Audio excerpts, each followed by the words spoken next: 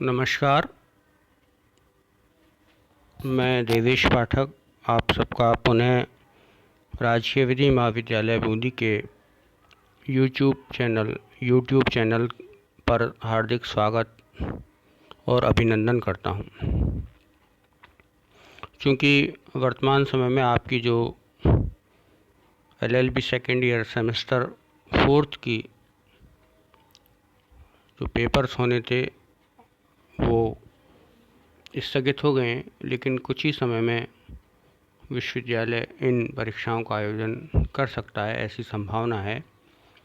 इसलिए आप निरंतर अध्ययन जारी रखें और उसी क्रम में आज कंपनी विधि में एक नया चैप्टर बहुमत की शक्ति तथा अल्पसंख्यकों के अधिकार,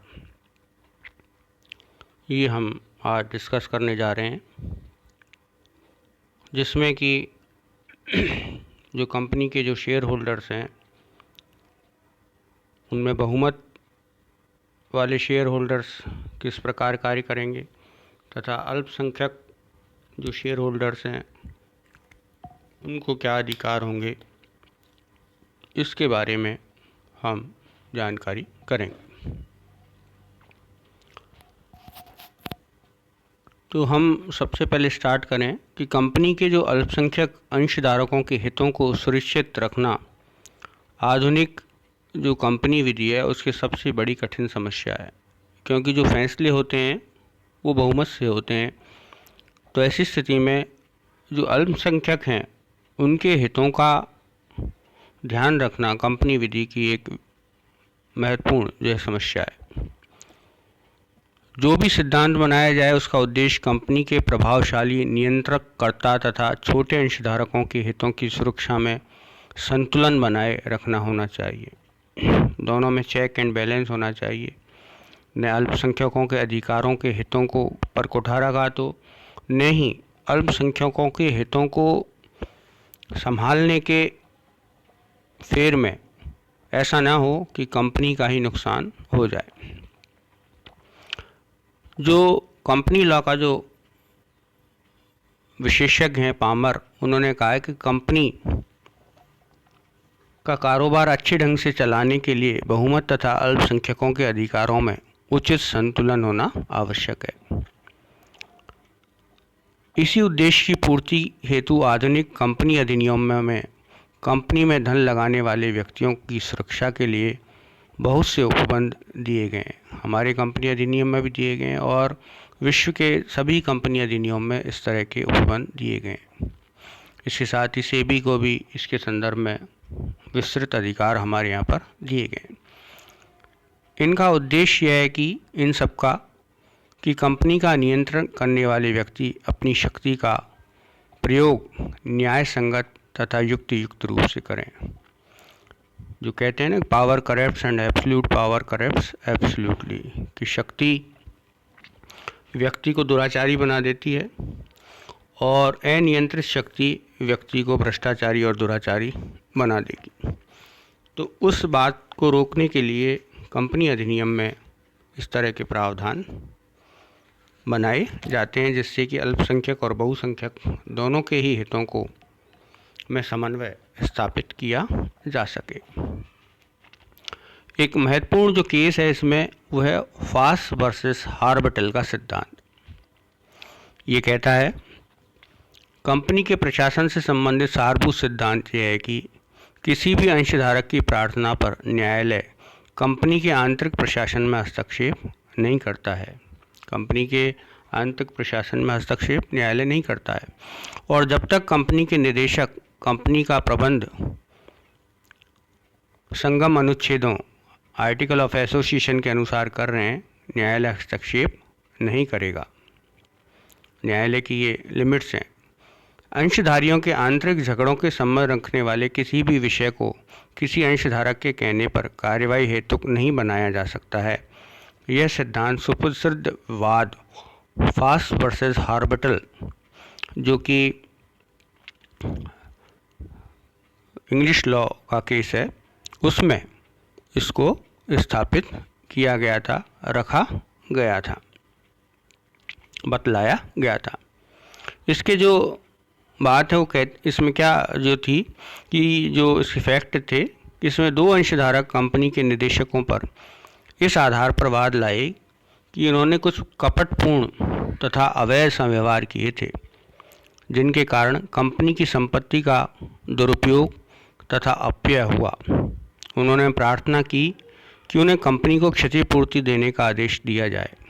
न्यायालय ने इस वाद को उन मसलों के बारे में रद्द कर दिया जिनका अंशधारक अनुसमर्थन कर सकते थे। न्यायालय का विचार था कि जो आरोप निदेशकों पर लगाए गए हैं उनसे वादी अंशधारकों की कोई व्यक्तिगत क्षति नहीं पहुंची थी, बल्कि संपूर्ण कंपनी को ही क्षति पहुंची थी। ऐसी स्थिति में सिद्धांत यह है कि कंपनी अपने नाम से वाद लाए, कोई अंशधारक स्वयं कंपनी के नाम से ऐसा वाद नहीं ला सकता।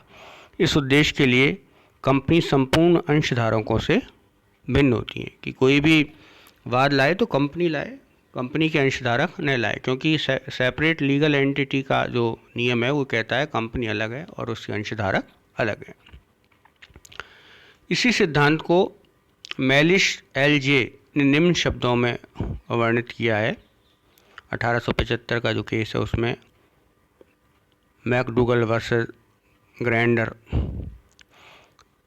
उन्होंने कहा कि मेरे विचार में जिस विषय के बारे में शिकायत है, यदि वह ऐसा है जो बहुमत की शक्ति के अंदर है, या कोई ऐसा कार्य नियमों के अनुसार नहीं किया गया है जिससे कंपनी का बहुमत नियमों के अनुसार करने की शक्ति रखता है, या कोई ऐसा कार्य अवैध ढंग से किया गया है जिसे बहुमत वैध ढंग से भी कर सकता है, ऐसे विषय पर मुकदमेबाजी करना बेकार होता है, क्योंकि अंत में यही होगा कि अधिवेशन बुलाकर अंशधारक अपनी इच्छा लागू कर देंगे।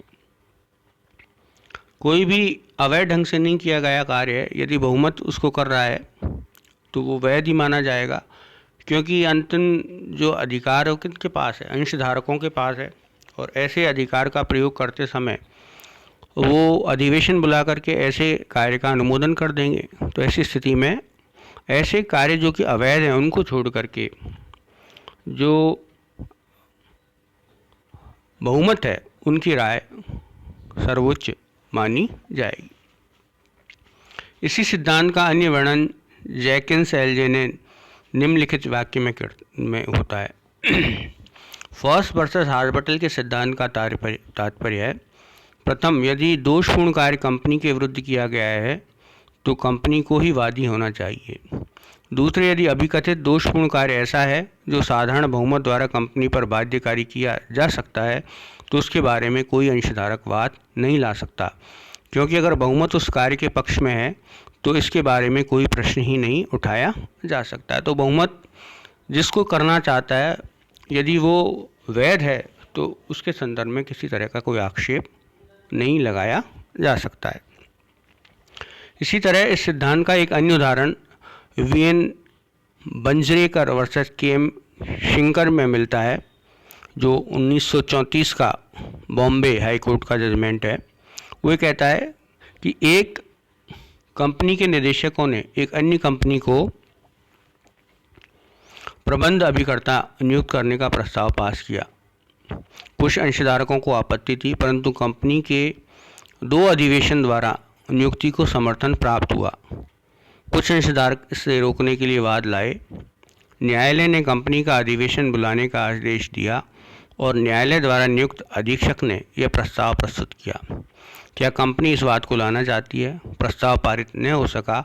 इन परिस्थितियों में न्यायालय ने कहा कि अल्पसंख्यक अंशधारक ये कैसे कह सकते हैं कि न्यायालय इस मामले में हस्तक्षेप करे कि कंपनी के प्रबंध अभिकर्ता कौन होने चाहिए, क्योंकि ये कंपनी का क्या है? कंपनी का आंतरिक मामला है, और आंतरिक मामले में जो कंपनी है वो अपने बहुमत अंशधारकों के अनुसार ही उसके द्वारा निर्णय किया जाता है, उसी के अनुसार वो आगे कार्रवाई करती है। इस सिद्धांत का एक बहुत ही संक्षिप्त ब्यौरा जस्टिस कार्जेडोन के इस वक्तव्य मिलता है कि यदि अंशधारक ऐसा चाहें तो दोषपूर्ण निदेशक अपनी त्रुटि से छुटकारा पा सकते हैं। 2 इंग्लिश वादों हैक्स वर्सेस क्रैम्पटन लिमिटेड तथा बॉम्बफोर्ड वर्सेस बॉम्बफोर्ड में भी अंशधारकों की क्षमा देने की शक्ति का साक्ष्य मिलता है। इन दोनों वादों में कंपनी के बहुमत अंश बाजार में ऐसे व्यक्ति ने खरीद लिए थे जो कंपनी पर नियंत्रण प्राप्त करना चाहता था, और उसके बहुमत को गिराने के लिए निदेशकों ने नए अंश आवंटित किए। न्यायालय सहमत था कि अंश आवंटन दोषपूर्ण था और निदेशक अपकृत्य के दोषी थे, परंतु न्यायालय ने निर्णित किया कि यह कंपनी विधि का सामान्य सिद्धांत है कि अंशधारकों का अधिवेशन बुलाकर अपने दोषपूर्ण कार्य प्रकट करके निदेशक अपने दोषों के दायित्व से छुटकारा पा सकते हैं। एक 50% अंशधारक के निदेशक के लिए उसे दायी ठहराने हेतु कार्रवाई की। न्यायालय ने ऐसी कार्रवाई को स्वीकार नहीं किया। कंपनी को होने वाली ऐसी हानि के लिए कोई भी अंशधारक वसूली नहीं कर सकता, क्योंकि हानि सभी अंशधारकों को होती है, न कि किसी विशेष अंशधारक को। लेकिन इसके क्या हैं कुछ अपवाद हैं। फॉस वर्सेस हॉस्पिटल का नियम जो बहुमत को जो अधिकार देता है कि बहुमत के जो अपवाद हैं वो क्या कहते हैं कि बहुमत की इच्छा प्रत्येक स्थिति में प्रभावशील नहीं हो सकती है। फॉस वर्सेस हॉस्पिटल के सिद्धांत का क्षेत्र वहीं तक सीमित है जहाँ तक कि बहुमत निदेशकों के कार्यों का समर्थन कर सकते हैं। कुछ ऐसे कार्य हैं जिन्हें अंशधारकों का बहुमत भी नहीं कर सकता। ऐसी स्थिति में प्रत्येक अंशधारक कंपनी को होने वाली क्षति के लिए कंपनी के नाम पर वाद ला सकता है। वह कंपनी के हित का प्रतिनिधित्व करते हुए ऐसा वाद लाता है। अमेरिकी जो कंपनी लॉ के जो केसेज हैं उसमें ऐसे वाद को डेरिवेटिव वाद कहते हैं। इस उपचार का लाभ कंपनी को मिलता है और इसी प्रकार कोई भी अंशधारक निदेशकों से ऐसे धन को कंपनी के लिए प्राप्त करने के लिए वाद ला सकता है जो निदेशकों ने कंपनी की शक्ति से बाहर होकर कार्य किया है। तो जो फॉस वर्सेस हॉस्पिटल का जो नियम है वो केवल उसकी जो सीमा रेखा है वो वहीं तक है जहाँ तक कंपनी अपने अधिकार क्षेत्र में रहते हुए कार्य करती है। यदि कोई ऐसा कार्य किया जाता है जो कि कंपनी के अधिकार क्षेत्र से बाहर है तो कोई भी शेयरधारक इसके लिए कंपनी पर वाद ला सकता है, और इसको डेरिवेटिव वाद कहते हैं क्योंकि जो नुकसान होता है वो कंपनी का होता है और कंपनी किनसे मिलकर के बनी है, शेयरधारकों से मिलकर बनी है। लेकिन जब कंपनी अधिकारा क्षेत्र काम करती है तो ऐसी स्थिति में प्रत्येक अंशधारक को ये अधिकार होगा कि वह इस तरह का वाद ला सके और वाद के अनुसार कार्रवाई कर सके।